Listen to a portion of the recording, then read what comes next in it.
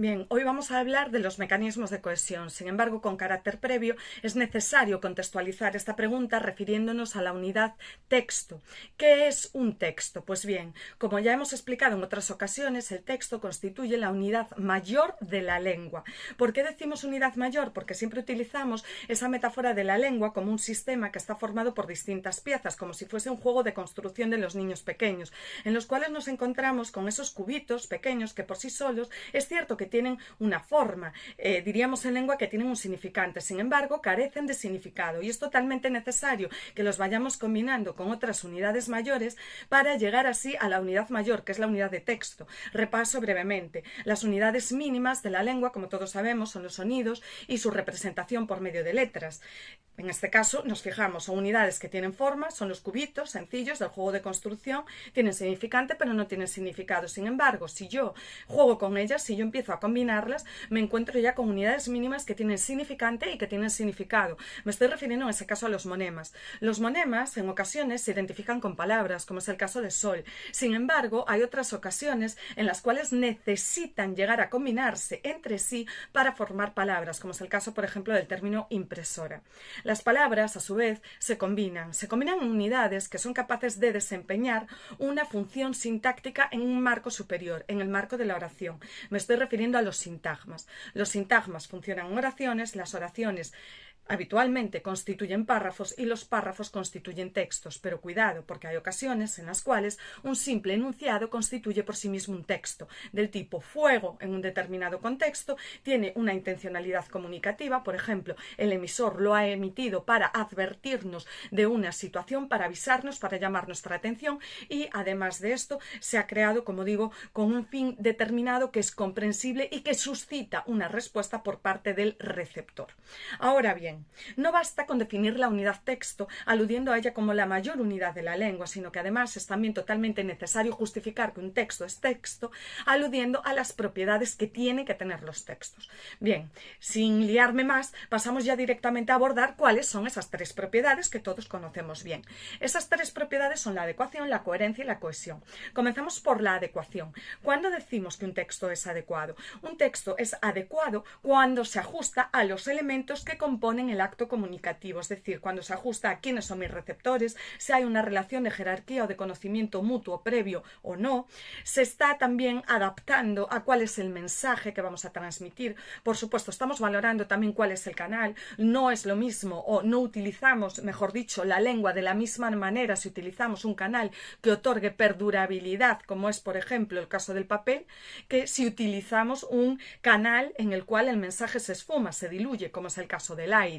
Tampoco, y aprovecho para poner el ejemplo, en función de un receptor, si tengo una jerarquía sobre él o no. Es decir, yo no me comunico igual con, por ejemplo, mis compañeros cuando estoy en un aula o con el profesor cuando estoy en un aula que con mis compañeros si estoy en el recreo. No me comunico igual con el director del centro, por ejemplo, que con mis compañeros en el patio o con mis padres cuando estoy en casa.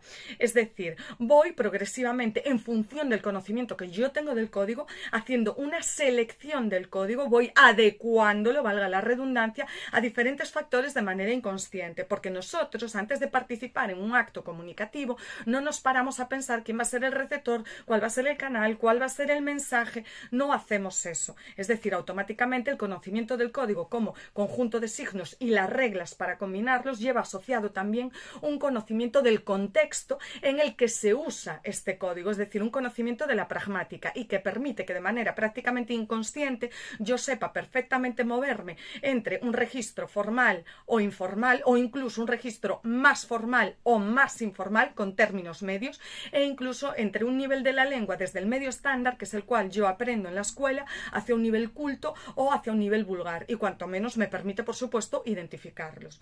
Dejando a un lado la adecuación, pasamos a la coherencia.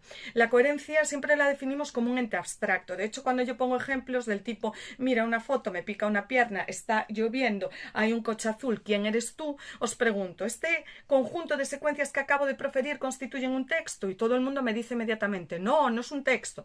Respuesta, ¿por qué no es un texto? Y siempre me decís, es que no tiene sentido. Correcto, no tiene sentido. Pero ¿cómo le explico yo a alguien que el texto no tiene sentido? Pues muy fácil, no hay una línea temática. Y si no hay una línea temática, eso impide que yo pueda resumirlo. Claro, pero necesito evidencias. ¿Y cómo llego a las evidencias? Pues mis evidencias son los mecanismos de cohesión. Los mecanismos de cohesión, de manera informal entre nosotros, siempre decimos que son el pegamento de los textos. Es muy importante conocerlos, saber identificarlos. De hecho, es algo que se pregunta desde primero de la ESO hasta segundo de bachillerato. Pero también es muy importante saber aplicarlos, porque a medida que vamos avanzando en el conocimiento del código, a medida que vamos progresando y avanzando de curso, se supone que vamos teniendo un dominio mayor de la lengua, de tal manera que todas las palabras que proferimos tienen un porqué, tienen una determinada finalidad. Es decir, todo es importante. Me expreso de una manera clara, concisa, directa y al grano. Dicho esto, es necesario ya explicar cuáles son esos mecanismos de cohesión y dejando bien claro que hay clasificaciones que son muy diversas en función de cuál sea el manual que estamos utilizando en cada momento, hay que considerar sobre todo una aplicación práctica de esta teoría, y es ese el motivo por el cual yo siempre apuesto por una clasificación en 6 mecanismos, y de esos 6 grandes mecanismos nos van a pedir 4. Entonces tenemos que tener cuidado e identificar siempre 4 mecanismos que sean diferentes y no caer en subapartados, porque no se nos va a valorar igual ni en clase ni en pruebas externas. Empezamos entonces con el primero de estos mecanismos. El primero de estos mecanismos es la recurrencia, y utilizamos el término recurrencia como un sinónimo de repetición, porque poco a poco tenemos que ir demostrando también cuál es nuestro conocimiento del código. La recurrencia puede aludir a distintos tipos de unidades lingüísticas. Puede producirse una repetición de sonidos. Estaríamos hablando en ese caso de una recurrencia fónica que, bien es cierto, es poco habitual en textos en prosa. Pensemos, por lo tanto, en un texto en verso, del tipo un susurro de abejas que sonaba en el silencio. Está evocando la repetición del sonido, en este caso de la S, está evocando ese susurro de la abeja. De acuerdo. No va a ser nuestra prioridad en textos en prosa buscar este tipo de recurrencias. Ahora bien, las recurrencias léxicas sí. Recurrencia léxica es una repetición de palabras, y si yo me fijo en el título que tengo en el texto, seguro que ese título contiene un sustantivo que se va a repetir a lo largo del texto. ¿Por qué? Porque le está dando coherencia. Es un mecanismo de cohesión. Busco que palabras se repiten. También hay, o es frecuente, recurrencia de carácter semántico, como es el caso de los sinónimos, antónimos, familias léxicas y campos semánticos.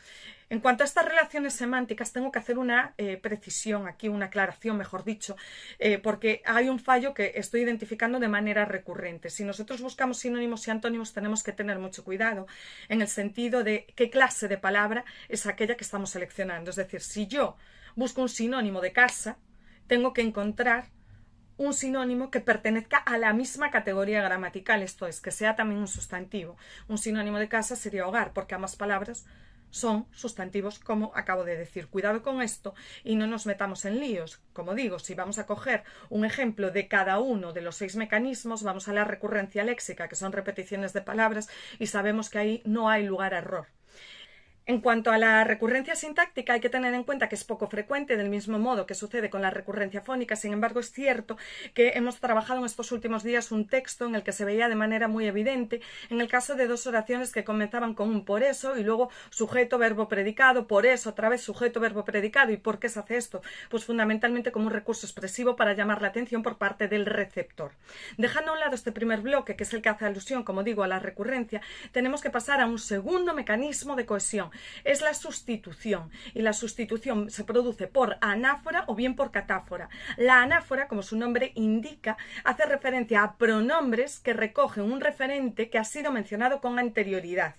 Además, decía también como truco, cuando avanzamos un poquito en sintaxis, vemos ejemplos muy claros de anáfora en el caso de las oraciones subordinadas adjetivas o de relativo, porque recordamos que en ellas el pronombre relativo, que no pronombre personal, es una excepción, el pronombre relativo que puede ser sustituido por el cual, la cual, los cuales, las cuales, si tiene un antecedente previo inmediato, del tipo el coche que ves es mío, puedo sustituir este que por el cual, el coche el cual ves es mío. En este caso, el que es un pronombre relativo con valor anafórico que recoge un referente mencionado con anterioridad, el coche. Dicho esto, pues nos encontramos también con ejemplos en el uso de pronombres personales, como es el caso de Marta y Juan fueron a la playa. Ellos estuvieron hablando con mi prima durante un rato largo.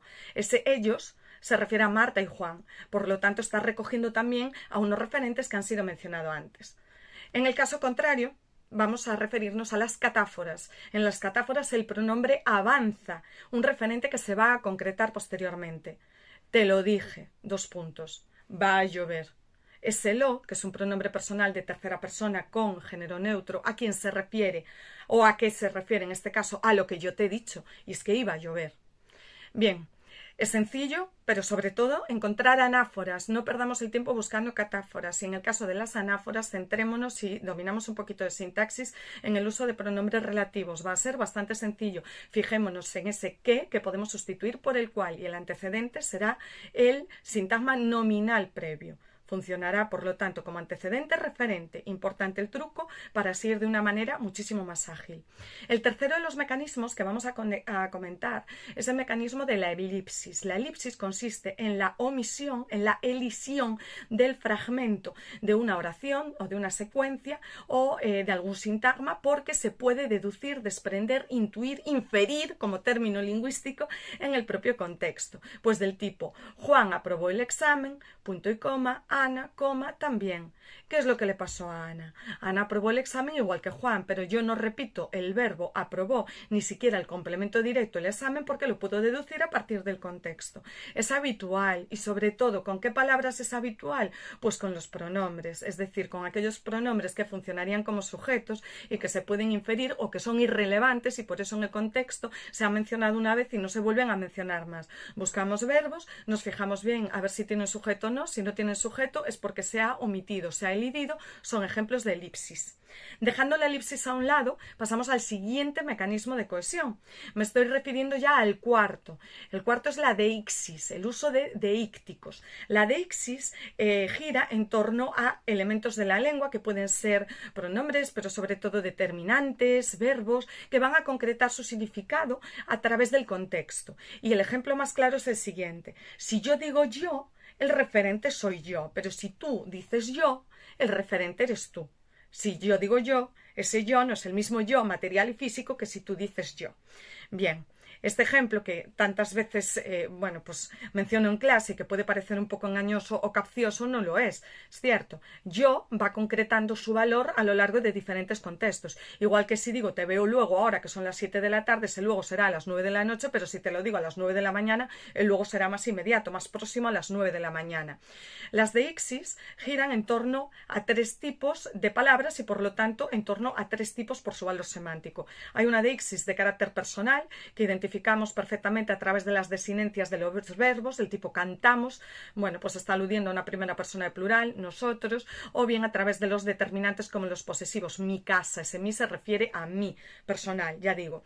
Puede ser también de tiempo, lo percibimos a través de adverbios de tiempo, entonces, luego, después, y de lugar, a través de adverbios de lugar, como puede ser aquí, ahí, allí. Si bien es cierto que hay otras expresiones del tipo en este punto que también aluden al lugar y que me servirían como ejemplos de deixis espacial. Dejando a un lado la deixis, pasamos ya a otro mecanismo, solamente nos quedan 2, es el quinto, es muy sencillo y con este me estoy refiriendo al orden lógico de los componentes de la oración. Es decir, trabajan a favor de la coherencia en un texto los órdenes oracionales que respetan la pauta de sujeto, verbo, predicado. No hay nada más que explicar aquí. Es más, yo en alguna clase lo he dicho, en el momento en que se alterna, se invierte el orden es porque tú en el acto comunicativo quieres poner el foco sobre el complemento directo, sobre el indirecto, sobre un circunstancial, quieres llamar la atención sobre otras partes, pero el orden habitual, sujeto, verbo, predicado, ya está. Y por último, los marcadores discursivos. Insisto muchísimo en esto porque creo que nos permite vehicular, transmitir el saber de unas lenguas a otras. Son los que en inglés estudiamos como linkers and connectors y por lo tanto podemos clasificarlos en torno a diferentes criterios como de adición, de oposición, de causalidad, de reformulación, orden del discurso.